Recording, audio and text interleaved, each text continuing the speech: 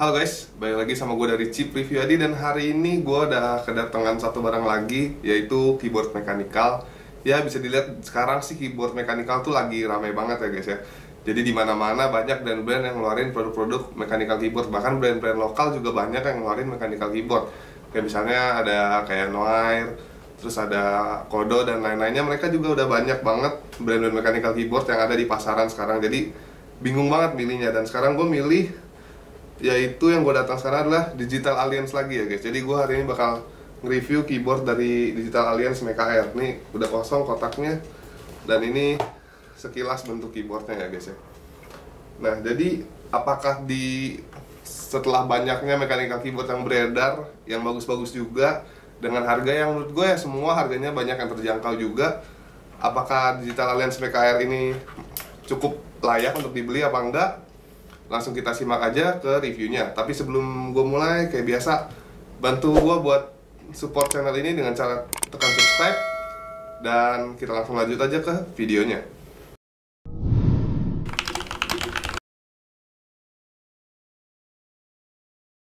Pertama, gue mau ngejelasin dari build quality dan desain dari keyboard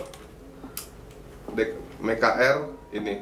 Jadi MKR ini bahannya tuh dia ada ini ya, bawahnya plastik ABS gitu yang udah keras dan solid, dan sini ada aksen garis, bisa kalian lihat ya, ada aksen garis buat desainnya. Cukup unik sih bawahnya, biarpun nggak kelihatan juga bawahnya kan ditaruh di meja begini, nah nggak kelihatan bawahnya, tapi buat estetika cukup. Dan di atasnya memiliki layout 68% ya, jadi di sini masih ada arrow key-nya. Menurut gue layout 68% ini paling cocok buat kalian yang pengen keyboard yang compact tapi masih butuh menggunakan arrow key ya. Jadi di sini masih ada arrow key-nya, yang hilang cuma paling function, dan udah sih sebenarnya yang utama itu. Dan kalian kan masih bisa ganti pakai FN.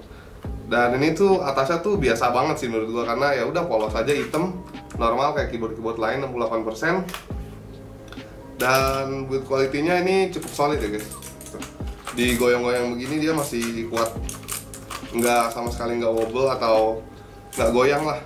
Keras dan solid. Good job buat build quality dari Digital Alliance. Dari keyboard sebelumnya juga dia build quality-nya udah oke, dan gue cukup kagum sih, cukup impress dengan Digital Alliance ini. Untuk varian yang gue beli dari keyboard ini itu yang berwarna hitam ya. Jadi kalian punya dua pilihan, yaitu hitam atau case putih. Dan karena gue udah punya keyboard case putih di sini, jadi gue pilih yang hitam. Dan sini switch-nya juga kalian bisa pilih. Yang kemarin sih yang gue lihat ada cuma red sama blue, dan gue pilih yang blue karena ya di sini gue udah ada dua keyboard yang pakai silent switch. Jadi gue pengen ganti lagi yang kliki-kliki, dan biar bisa ganggu tetangga lah sedikit-sedikit ya. Dan fitur dari keyboard ini yaitu dia bisa wireless ya. Jadi dia tuh bisa wireless dan pakai kabel. Tapi wirelessnya dia tidak disertakan dongle. Jadi dia hanya bisa wireless menggunakan Bluetooth. Jadi pastikan kalau kalian mau pakai di PC kalian harus punya Bluetooth ya. Jadi PC kalian harus punya dongle Bluetooth. Untuk menggunakan Bluetooth di keyboard ini tuh di bawahnya ada cetekan Bluetooth di sini. Di bawah sini ada cetekan Bluetooth ya. Kalian tinggal geser, dia keyboardnya bakal langsung nyala, dan udah kalian tinggal pencet FN plus Z aja. Di sini bisa ada FN plus Z, tekan ada tiga profile ya. Jadi bisa Z, X sama C. Kalian bisa pilih profilnya, tinggal pencet FN Z misalnya, kalian tekan, nanti langsung muncul di misalnya di komputer kalian atau di HP kalian, langsung muncul MKR, langsung connect aja, dan keyboardnya langsung bisa dipakai. Sedangkan kalau pakai kabel, dikasih bawaan kabel Type C sepanjang 2 meter yang udah braided nih kabelnya.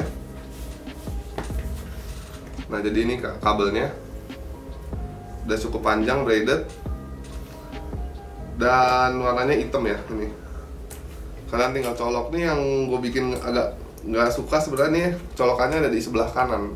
Nggak tahu ini selera masing-masing sih, tapi gue lebih suka di sebelah kiri atau di sebelah tengah juga nggak apa-apa sih sebenarnya, karena di sini, nah di sini nih udah cocoknya buat yang sebelah kiri, karena yang ini sebelah kiri nih.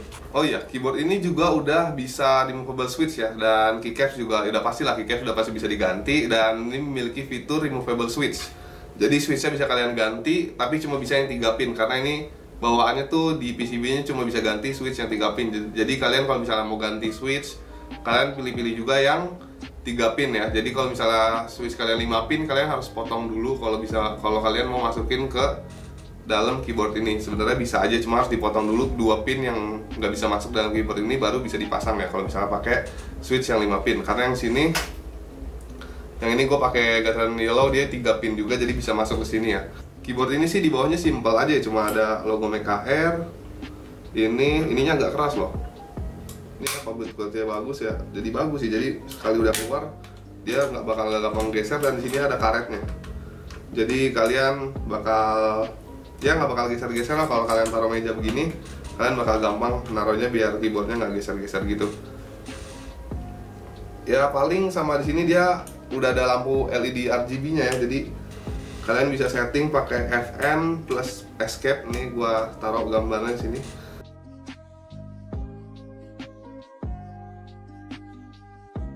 Buat ngatur-ngatur RGB-nya ya standar sih sekarang, RGB nggak terlalu itu, malah gue lebih suka sekarang ya anti RGB club gitu kan. Kayak keyboard yang ini nih nggak ada, sebenarnya ada RGB ya, cuma keycapsnya dia solid jadi nggak tembus RGB.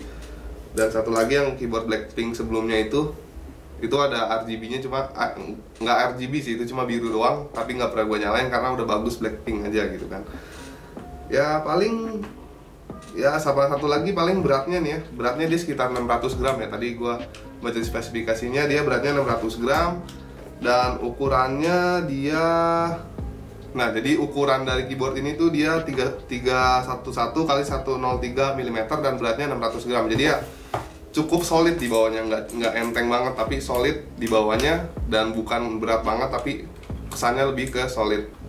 Nah tadi kan gue udah bilang kalau dia nih pakai blue switch ya. Blue switchnya tuh dari Outemu ya, yang udah standar lah di mana di keyboard pabrikan sekarang. Dan sekarang gue bakal kasih kalian gimana typing test dan suara mengetik dari keyboard ini out of the box tanpa tambahan apapun dan hanya menggunakan Desmet. Nah kalian lihat aja.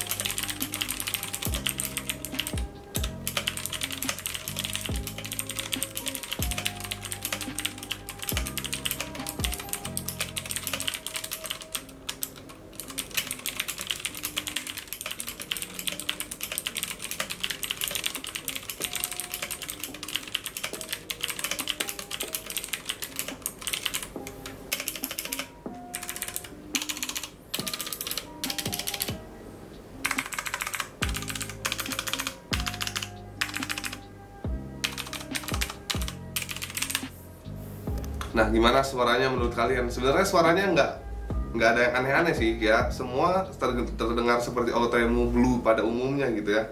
Ini keyboardnya masih di depan gue ya. Ya, standar aja sih. Cuma karena emang bawaan boardnya mungkin agak solid, lebih enaknya nggak terlalu berpengaruh sama ke suara. Cuma feel pas ngetiknya lebih mantap aja karena dia bobotnya agak berat dan solid ya. Paling itu aja sih nih kalau kalian mau dengar perbandingan sama keyboard gue yang lain. Ini pakai Gateron Yellow.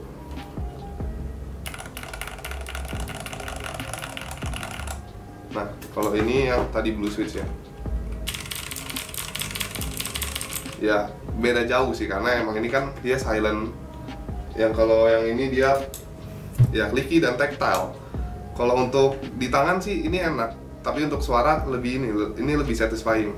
Dan itu semua balik lagi ke preferensi kalian masing-masing, gimana sukanya, mau yang clicky, tactile, atau kalian cuma mau yang silent. Ya itu tergantung sih. Dan ini kayaknya kedepannya gue pengen modding lagi sih, kayak pengen gue kasih ya modding nanti lah. Belum kepikiran juga karena baru juga dibeli kan, sayang juga kalau langsung di mod. Ya paling kayak gitu aja sih ini untuk keyboard ini ya. Kesimpulannya menurut gue ya, kalau kalian nyari keyboard mekanikal ya carilah yang sesuai selera kalian gitu ya, karena sekarang di pasaran udah banyak banget keyboard mekanikal yang bisa kalian pilih, mau yang dari murah banget sampai dari yang mahal banget juga ada ya. Tergantung selera kalian aja. Di sini gue cuma nge-review doang dari yang MKR ini, gimana kesan gue secara overall aja. Jadi kalau kalian mau beli ya mungkin semoga ini bisa jadi referensi gimana si MKR ini. Dan ya kalian telusuri aja kalau misalnya cari mechanical keyboard di marketplace. Banyak banget dari Noir, Kodo, Digital Alliance dan lain-lain ya. Itu kalian banyak banget lihat di channel lain juga, karena ya banyak banget lah. Saya juga pusing gitu kan nyari mechanical keyboard. Sekarang tuh udah rame banget, banyak banget. tinggal pilih aja sesuai selera lu orang, udah langsung check out aja beli. Tapi secara overall ini keyboard oke. Ini keyboard lumayan bagus, solid, harganya juga ya dibandingin yang lain mirip-mirip sih, tapi ini harganya nih 600.000 pas gue beli ini harga 599 atau ya 600.000 pas aja lah bilangnya. Dia dapat build quality yang oke, udah wireless, dan ya ini keycapsnya dia pakai ini ya, pakai agak licin ya, pakai ABS kalau nggak salah kemarin gue baca ya. Ini dia untuk keycapsnya, dia materialnya ABS ya, jadi agak licin dan berpotensi kayak shining gitu ya. Ya tapi kayaknya nggak bakal waktu dekat sih, itu juga butuh waktu yang agak lama. Kalau untuk overall nih kalian mau pakai ini oke banget, solid, bisa wireless kalau kalian lagi mau agak jauh-jauh atau pengen setup kalian lebih rapi. Tapi ingat, ini wirelessnya cuma Bluetooth, jadi kalian harus punya Bluetooth di komputer kalian. Dan kira-kira gitu aja sih review singkat gue mengenai Digital Alliance PKR ini. Semoga kalian suka sama videonya, terbantu. Kalau suka ya udah, kalau bisa komen apa aja yang mau gue review lagi gitu kan, siapa tahu gue dapet inspirasi lagi. Dan kita ketemu lagi di video selanjutnya. Bye.